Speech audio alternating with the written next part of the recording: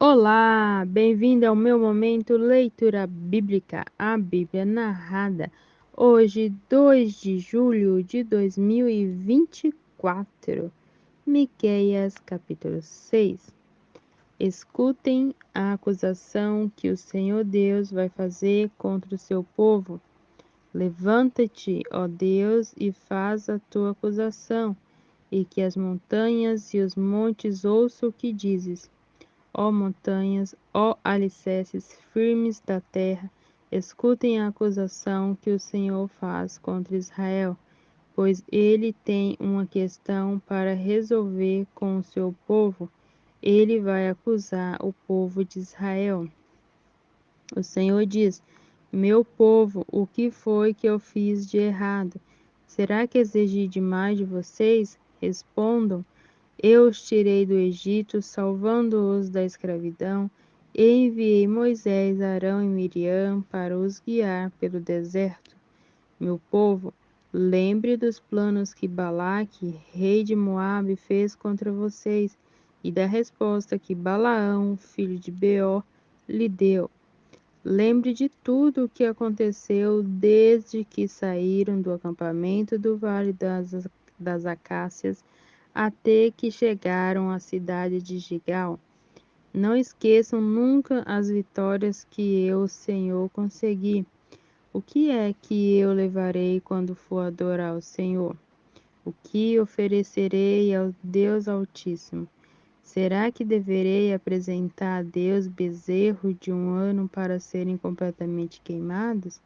Será que o Senhor ficará contente se eu oferecer milhares de carneiros ou milhares e milhares de rios de azeite? Será que deveria oferecer o meu filho mais velho como sacrifício para pagar aos meus pecados e às minhas maldades? O Senhor já nos mostrou o que é bom. Ele já disse o que exige de nós.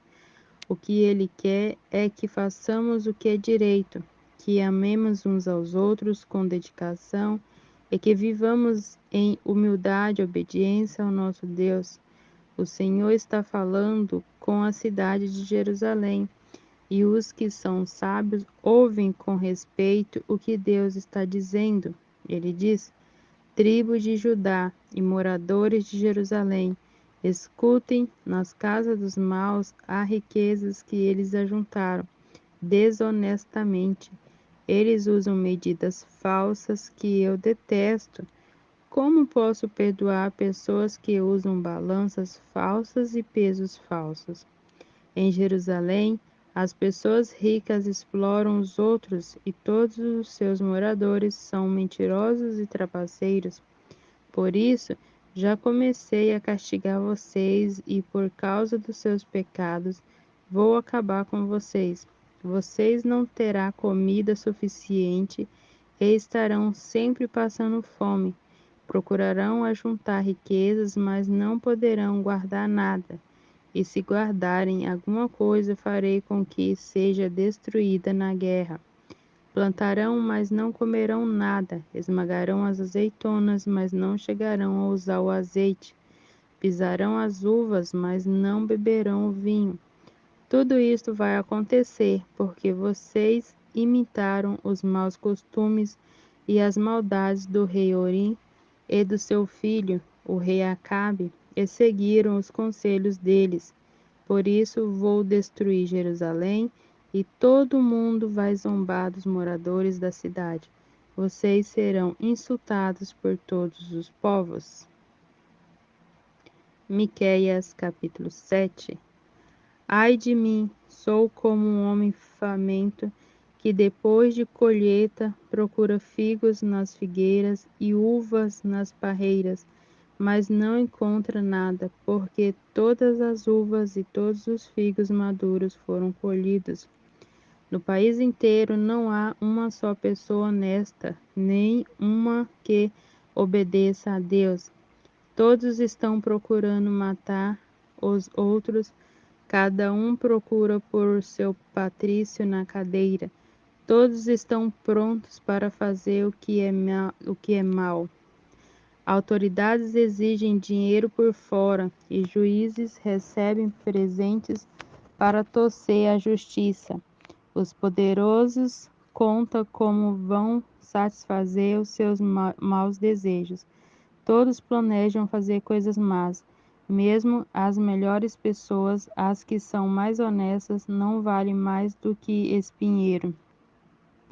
Mas está chegando o dia em que Deus vai castigá-los, conforme os vigias dele, isto é, os profetas anunciaram. Naquele dia haverá confusão geral. Não acreditem nos vizinhos, nem confiem nos amigos. Cada um tome cuidado a ter com o que diz a sua mulher. Pois hoje em dia os filhos desprezam os pais, as filhas desobedecem às mães, e as noras brigam com as sogras. E os piores inimigos de qualquer pessoa são os próprios parentes. Eu, porém, ponho a minha esperança em Deus, o Senhor, e confio firmemente que Ele me salvará. O meu Deus me atenderá. Inimigos, não zombem de nós. De fato, caímos, mas ficaremos novamente de pé. Agora estamos na escuridão, mas o Senhor será a nossa luz. Nós pecamos contra Deus e agora teremos de suportar sua ira. Mas Ele vai julgar a nossa causa e nos fará justiça.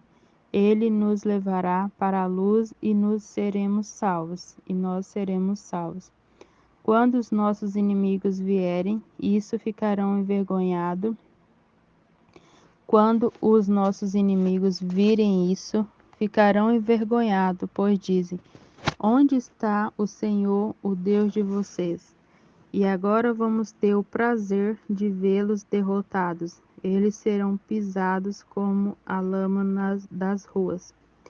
Povo de Jerusalém, está chegando o tempo de construir de novo as muralhas da cidade e de mudar para mais longe as fronteiras do país. Naquele dia, o nosso patrício voltarão para Jerusalém. Eles virão da Ásia, do Egito e da região do rio Eufrates. Virão dos mares e das montanhas mais distantes. Mas o mundo inteiro vai virar um deserto por causa dos pecados dos seus moradores. Ó Deus, nosso pastor, cuida de nós, o teu rebanho, pois vivemos isolados numa floresta, cercada de terras boas e férteis, como fizestes no passado, leva-nos agora para os bons pastos de Basan e de Gileade. Fazes milagres ao nosso favor, como fizeste quando nos tirastes do Egito. Nações poderosas verão isso e, apesar de todo o seu poder, ficarão envergonhadas. Os outros povos ficarão com medo, fecharão a boca e taparão os ouvidos. Eles se arrastarão no pó como cobras, como animais que se arrastam pelo chão, tremendo de medo. Eles sairão das suas fortalezas e, cheios de temor, voltarão para o Senhor, nosso Deus. Ó Deus, não há outro Deus como tu, pois perdoás os pecados e as maldades daqueles do teu povo que ficaram vivos. Tu não continuas irado para sempre, mas tens prazer em nos mostrar sempre o teu amor. Novamente terás compaixão de nós, acabarás com as nossas maldades e jogarás os nossos pecados no fundo do mar. Como prometestes antigamente aos nossos antepassados, tu serás fiel e mostrarás o teu amor a nós, os descendentes de Abraão e de Jacó. Naum, capítulo 1. Esta é a mensagem a respeito de Nínive, que Deus, por meio de uma visão, deu a Naum, que era da cidade de Elcos. O Senhor é um Deus que não tolera outros deuses, um Deus irado que se vinga dos seus inimigos. O Senhor tira vingança dos seus inimigos e na sua ira os castiga. O Senhor é paciente, mais poderoso e não deixa os culpados sem castigo. Ele anda pelo meio de tempestades e de ventos violentos. As nuvens são o pó que os seus pés levantam. Deus repreende o mar e ele seca. Deus faz os rios ficarem secos. Os pastos de Básan e do Monte Carmelo secam. As flores dos montes Líbanos ficam murchas. Na sua presença, as montanhas tremem e os morros se desfazem. Quando ele aparece, a terra e todos os seus moradores ficam arrasados. Quando o Senhor está irado, quem pode ficar de pé? Quem pode resistir à sua ira? A sua fúria se derrama como um rio de fogo diante dele, as pedras se arrebentam. O Senhor Deus é bom. Em tempos difíceis, ele salva o seu povo e cuida do que procuram a sua proteção. Como enchente, ele acaba com os seus inimigos, ele manda os seus adversários para o mundo dos mortos. O que é que vocês estão planejando contra o Senhor? Ele os destruirá completamente. Contra Deus ninguém se levanta duas vezes. Como a moita de espinheiros, como a palha seca, vocês serão completamente destruídos. Da cidade de Nínive veio um homem de más intenções que planeja o mal contra Deus, o Senhor. Portanto, o Senhor diz ao povo de Israel: os ázeros serão destruídos e desaparecerão, embora sejam fortes e numerosos. Eu deixei que vocês sofressem, mas não farei isso de novo. Eu os salvarei do poder dos ázeros, eu os livrarei da escravidão. A respeito do rei da Ásia, o Senhor Deus disse o seguinte: ele não terá filhos, e assim o seu nome desaparecerá. Eu destruirei os ídolos e as imagens do templo do seu Deus. Vou sepultá-lo, pois ele não vale nada. Vejam, pelas montanhas vem um mensageiro que traz boas notícias, notícias de paz. Povo de Judá, faça as suas festas e ofereçam a Deus aquilo que você prometeu. O país de vocês nunca mais será invadido por gente má. Eles foram completamente destruídos. Naum, capítulo 2. O destruidor vai atacar a cidade de Nínive. Põe guardas nas torres e vigiem as estradas. Chame todos os soldados e prepare-se para lutar. O Senhor Deus vai fazer voltar a glória do povo de Israel. Mais uma vez, a nação será o que era antes que os inimigos levassem tudo embora e deixassem o país como uma árvore sem galhos. Os soldados inimigos carregam escudos vermelhos e os seus uniformes são vermelhos também. Eles se preparam para atacar Nínive. Os seus carros de guerra brilham como fogo e os cavalos estão impacientes. Os carros de guerra correm rápidos pelas ruas e cruzam as praças em todas as direções. Parecem tochas acesas corre como relâmpagos. O comandante inimigo dá ordem aos seus oficiais. Eles correm até a muralha da cidade e, na sua corrida, empurram uns aos outros. Eles armam barreiras para se protegerem. Abrem-se as compostas do rio e no palácio reina o terror. A imagem da deusa é levada embora e as suas sacerdotisas a acompanham chorando. Elas gemem como pombas e batem no peito em sinal de tristeza. O povo de Nínive foge como água que escapa de uma represa. Parem, parem! Alguém grita, mas ninguém para de fugir. Peguem a prata, levem o ouro. A cidade está cheia de riquezas. Há milhares de objetos de valor. Nínive, destruída, deserta, despovoada, corações cheios de medo, joelhos tremendo, rosto pálidos, todos perdem as forças.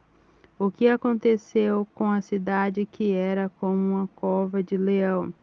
Ali os leõezinhos recebiam comida, os leões e os seus filhotes viviam seguros e ninguém os espantava.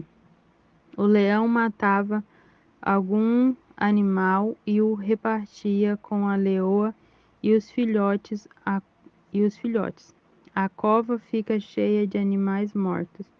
O Senhor Todo-Poderoso diz o seguinte ao povo de Nínive: Eu estou contra vocês. Vou queimar os seus carros de guerra e os seus soldados morrerão na batalha. Levarei embora tudo o que vocês roubaram dos outros e nunca mais os seus embaixadores irão para outros países. Naum, capítulo 3. Ai de Nínive, cidade cruel, cheia de mentiras e de violência, onde não faltam crimes. Escutem o estalo dos chicotes e o barulho das rodas. Ai, aí vêm os cavalos galopando, os carros de guerra vêm correndo. Os cavaleiros atacam com espadas brilhantes e lanças reluzentes. Mortos por toda parte, milhares de cadáveres. Os soldados tropeçam nos corpos dos mortos. Nínive, a prostituta está sendo castigada, bela e encantadora com as suas feitiçarias. Ela conquistava os povos e os prendia com a sua prostituição. O Senhor Todo-Poderoso diz: Nínive, eu estou contra você. Vou tirar o seu vestido e deixá-la nua, para que todos a vejam assim, para que vejam a sua desgraça. Vou tratá-la com desprezo e cobri-la de sujeira. Todos olharão para você horrorizados. Todos os que a virem fugirão, dizendo: Nínive está arrasada. Quem terá pena de você? Onde vou achar quem a console? Nínive, será que você é melhor do que Tebas, a capital do Egito? Ela também era protegida por um rio.